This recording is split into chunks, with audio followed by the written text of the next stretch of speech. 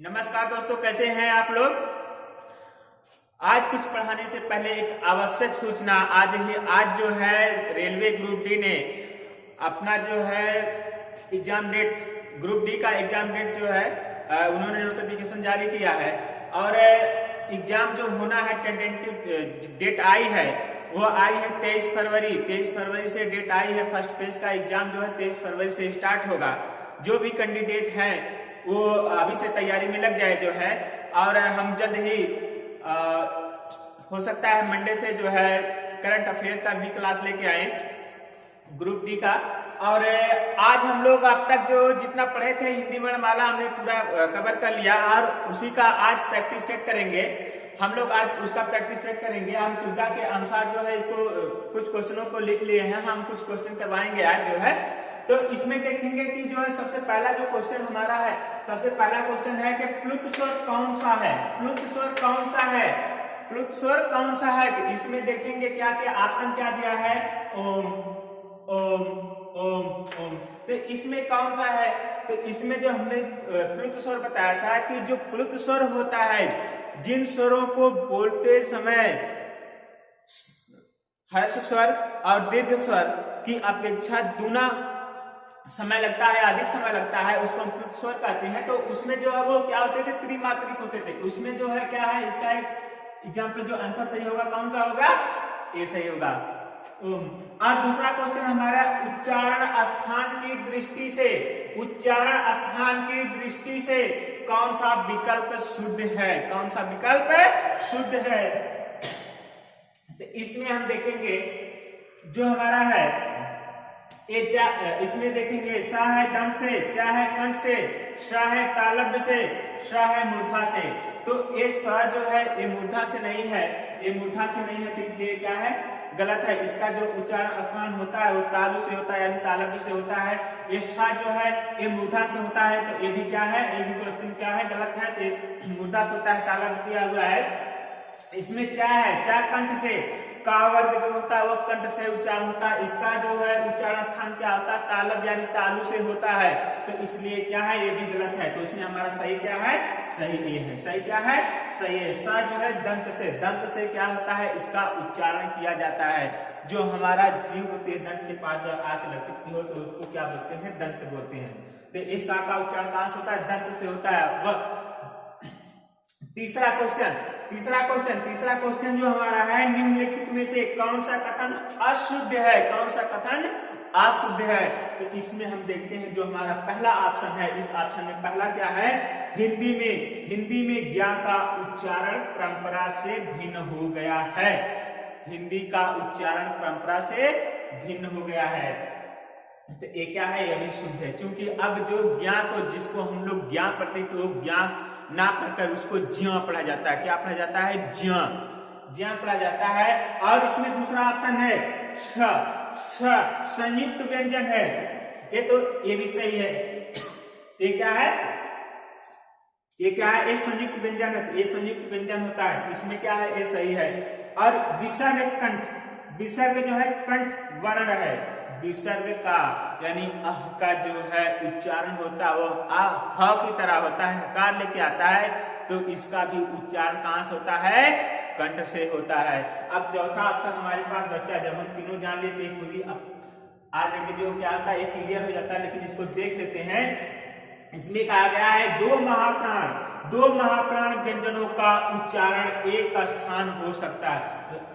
दो महाप्राण व्यंजनों का उच्चारण एक साथ हो सकता है, यह बिल्कुल गलत है। दो महाप्राण व्यंजनों का उच्चारण एक साथ नहीं होता है, इसलिए इसमें आंसर जो कौन सा होगा, यही सही होगा। कौन सा सही होगा, यही सही होगा। अब इसमें आगे हम लोग देखते हैं चौथा क्वेश्चन जो हमारे सामने है। चौथा प्रश्न जो है ये क्या है, निम्न में संयुक्त व्यंजन कौन सा नहीं है, निम्न में संयुक्त व्यंजन कौन सा नहीं है। तो निम्न में संयुक्त व्यंजन, तो इसमें हम देखते हैं कौन कौन सा नहीं है संयुक्त व्यंजन। संयुक्त व्यंजन क्या होता है, जो दो स्वरों से, दो व्यंजनों से मिलकर बना होता है, उसको संयुक्त व्यंजन कहते हैं। इसमें देखिए क्या है, ए या है, श है, त्र है, ज्ञ है, ये ज्ञ है। तो ये देखिए क्या है, संयुक्त व्यंजन है। ये का और सा से मिलकर बना होता है, का प्लस सा से मिलकर बना होता है कि छ जो है ये जो है ये भी क्या है, संयुक्त व्यंजन है, संयुक्त व्यंजन है। त और रा से मिलकर बना होता है, ये भी क्या है, संयुक्त व्यंजन है। ये जो है ज प्लस या से मिलकर बना होता है, तो ये तीनों हमारे क्या है, संयुक्त व्यंजन है। तो इसमें आंसर हमारा क्या होगा, ए क्या है, या जो है संयुक्त व्यंजन नहीं है, या क्या है, अंतस्थ व्यंजन है। क्या है, अंतस्थ व्यंजन है। अब इसमें देखते हैं पांचवा क्वेश्चन है, जिनका उच्चारण ऊपर के दांतों पर, जिनका उच्चारण ऊपर के दांतों पर जीभ लगने से होता है उसे क्या कहते हैं, उसे क्या कहते हैं। तो इसमें ऑप्शन है हमारा कंठ, दंत, मूर्धन, अनुनासिक। तो कंठ तो होगा नहीं, क्योंकि वो कंठ से आवाज निकलती है, कंठ से, ये तो होगा नहीं। अब एक बचा क्या, दंत, ते दांतों पर जीभ लगने से होता है, दंत हो गया। मूर्धा, मूर्धा क्या होता है, जो तालू और इसके दांत के मसूड़े के बीच का भाग जो होता है उसको मूर्धा कहते हैं, तो ये भी नहीं होगा। अब क्या बचा, अनुनासिक। अनुनासिक का मतलब यह हुआ कि जो नाक और मुंह से जिसकी हवा निकलती है, यह मुंह से ज्यादा निकलता है, नाक से कम निकलता है, तो इसको अनुनासिक, तो इसलिए यह भी नहीं होगा। तो हमारा ऑप्शन क्या सही है, दंत। दंत क्या होगा, ये दंत, ये सही होगा। अब क्या है, निम्नलिखित में से, छठवां क्वेश्चन, निम्नलिखित में से उसमें व्यंजन कौन से हैं, निम्नलिखित में से उसमें व्यंजन कौन से हैं। तो इसमें जो है देख लेते हैं कौन सा है, श, श, स। ऑप्शन पहला ऑप्शन, दूसरा है अ, ब, श, तीसरा ऑप्शन च, छ, ज, चौथा क्या है, य, र, ल। तो य, र, ल, इसमें जो य, र, ल वह जो होता है कि हमारा क्या होता है, अंतस्थ व्यंजन होता है, वह नहीं, सबका तीन तीन ही दिया है, तो ये तो होगा नहीं। चूस में व्यंजन, च, छ, ज, ये तालु से होता है, इसमें ये भी नहीं होगा। अ, ब, श, ये मिक्स है, लेकिन इसका जो है उच्चारण ये कंठ से होता है, ये बा का जो होता है ओठ से होता है, सा का जो होता है ऐसा जो हो जाएगा, ये कुछ व्यंजन हो जाएंगे जो है, तो इसमें क्या हो जाएगा, तो इसमें ये भी नहीं होगा। तो हमारा ऑप्शन क्या है, ये क्या है, उसमें व्यंजन है। ये क्या है, उसमें व्यंजन है। उसमें व्यंजन यानी स, श और हा होता है, लेकिन इसमें तीन दिया, स, श, स जो है, जिन व्यंजनों को बोलते समय जो है, जब हम बोलते हैं तो मुख से गर्म हवा निकलती है, तो उसको हम क्या बोलते हैं, उसमें व्यंजन कहते हैं। अब उसके बाद है स ध्वनि का उच्चारण स्थान क्या है, स ध्वनि का उच्चारण स्थान क्या है। तो इसमें क्या होगा, मूर्धा से जो है मूर्धन सा, और उसमें जो है ट वर्ग का होता है। दंत से भी नहीं होगा, इसका कहां से होता है, तालु से होता है। इसका जो ऑप्शन क्या होगा, ये तालु है। क्या है, तालु या तालब से होता है। ङ का उच्चारण स्थान होता है, ङ का उच्चारण स्थान होता है। तो इसमें जो है ऑप्शन हमारा पहला है नासिक के कंठस्थ, कंठस्थ का मतलब कंठ और ओठ से, मूर्धन्य मतलब मूर्धा से, कंठ तालब, कंठ और तालब से, कंठ और तालब से। तो जो ङ का उच्चारण स्थान होता है एक कंठ और नाक से होता है, यानी नासिका से। तो इसमें कंठ तो दिया नहीं, तो क्या है, हमारा नासिका सही होगा, या नासिक क्या होगा, नासिक सही होगा। ट वर्ग उच्चारण की दृष्टि से, ट वर्ग उच्चारण की दृष्टि से किस प्रकार की ध्वनि है। तो इसमें देखते हैं टावर, यहाँ पे ऑप्शन में लिख दिया, इधर लिखा है, जगह नहीं थी। तो ये टावर का जो उच्चारण स्थान होता है कहां से होता है, तो मूर्धा से होता है। कहां से होता है, तो मूर्धा से। तो कंठ होगा नहीं, क्योंकि कावर का होता है। तालब में होगा नहीं, क्योंकि ताल का जो चावर का होता है। ता का जो है टावर का जो है दंत से होता है। तो ये टावर का किससे हो जाएगा, मूर्धा से हो जाएगा। किससे हो जाएगा, मूर्धा से हो जाएगा। क्वेश्चन नंबर 10, क्वेश्चन नंबर 10 में क्या है कि निम्नलिखित में से कौन सा दीर्घ स्वर है, निम्नलिखित में से कौन सा दीर्घ स्वर है। तो अब इसमें हम देखते हैं, जो पहला है वो क्या दिया है, आ, दूसरा क्या है, ऊ, तीसरा है ए, चौथा है ओ। अब यहाँ पे हम देखते हैं, इस दृष्टि से देखते हैं तो ये पहला, तीसरा और चौथा ये सभी दीर्घ स्वर है, सभी दीर्घ स्वर है। इसमें ए क्या है, ह्रस्व स्वर या लघु स्वर है। अब यहाँ पे लेकिन नहीं, यहाँ पे अब ये देखना है कि जो दीर्घ स्वरों की संख्या, जो मूल संख्या है, उनमें से कौन है? तो हमने बताया था इसको कि एक सजाती स्वर विजाती स्वर जो है, तो इनमें ए और ओ जो है, ए क्या है? विजाती स्वर है। विजाती स्वर का मतलब ये हुआ कि जो स्वर अपने वर्ग के उसी से मिलकर ना बने हो, अलग अलग स्वरों से मिलकर बने हो, उसको क्या बोलते हैं? विजाती स्वर बोलते हैं। और जो स्वर अपने ही वर्ग से उसी जो है स्वर से मिलकर बने होते हैं, उसको हम सजाती स्वर कहते हैं। जैसे अ मिलके क्या बनता है? आ। तो इसमें क्या हो जाएगा? जैसे अ प्लस आ मिलके क्या बना? आ। तो ये क्या हो गया? सजाती स्वर हो गया। तो यही जो है मूल स्वर होगा। तो यही क्या होगा? मूल स्वर होगा। मूल स्वर। तो इसमें आंसर कौन सा होगा? एक। मूल स्वरों की संख्या कितनी थी? 3 थी। 3 थी। आ, ई और उ। और ये क्या हो जाएगा? ये विजाती स्वर होंगे, संयुक्त स्वर होंगे, इसलिए नहीं होगा। ये क्या है?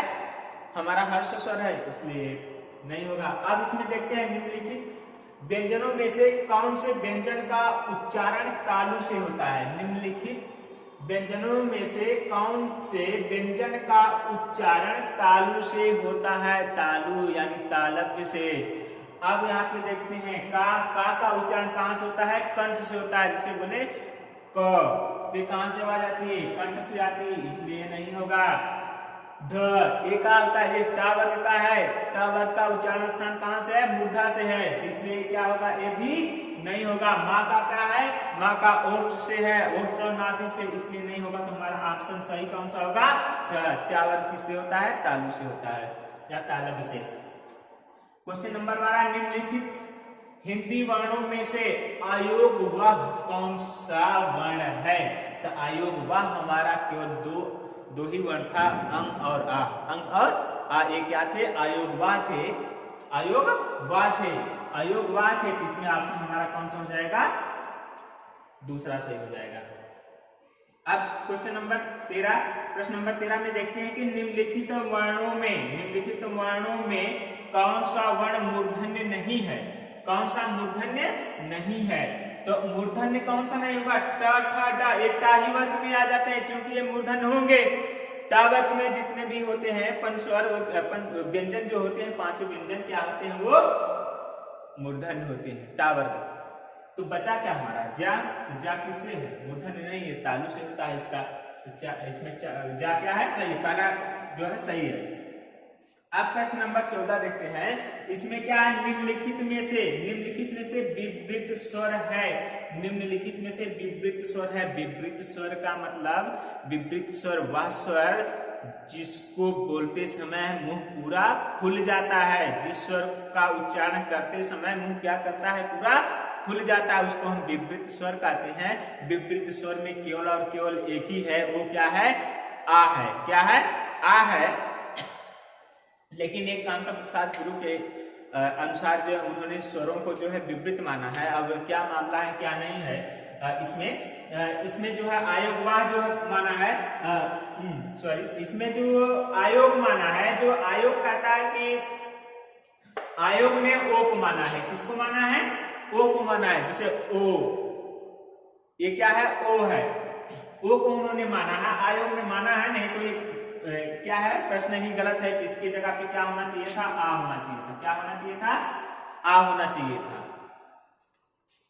अगर मान लीजिए अगर यही क्वेश्चन से उठा के आ जाता है, क्योंकि उत्तर प्रदेश आयोग इसको जो है माना है, पीसीएस का क्वेश्चन है, 2019 का पीसीएस में क्वेश्चन पूछा हुआ है, तो उन्होंने इसको माना है, ओ को माना है। ये विवादित क्वेश्चन था उसमें। अब देखते हैं क्वेश्चन नंबर 15। निम्न में दीर्घ स्वर है। निम्न में दीर्घ स्वर है। अब इसमें भी आ गया दीर्घ स्वर। दीर्घ स्वर इसमें कौन सा होगा?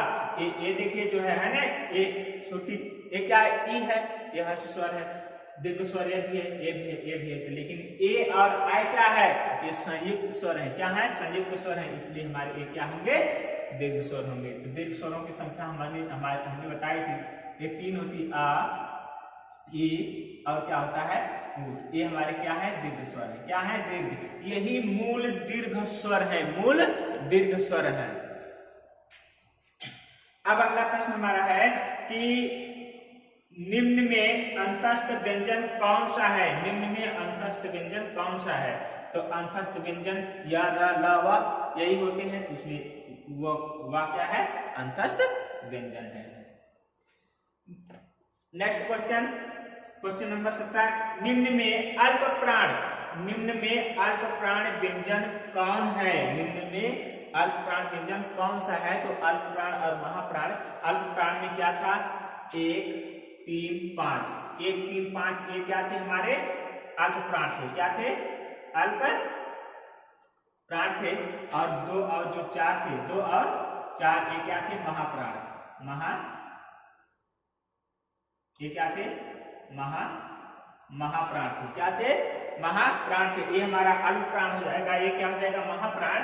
यानी ये स्पर्शी व्यंजन। स्पर्शी व्यंजन में क्या थे? जो पहला, तीसरा, पांचवा, पहला, तीसरा, पांचवा, हर वर्ग का पहला वर्ग, तीसरा और पांचवा व्यंजन क्या हो जाएगा? वो अल्प प्राण होगा।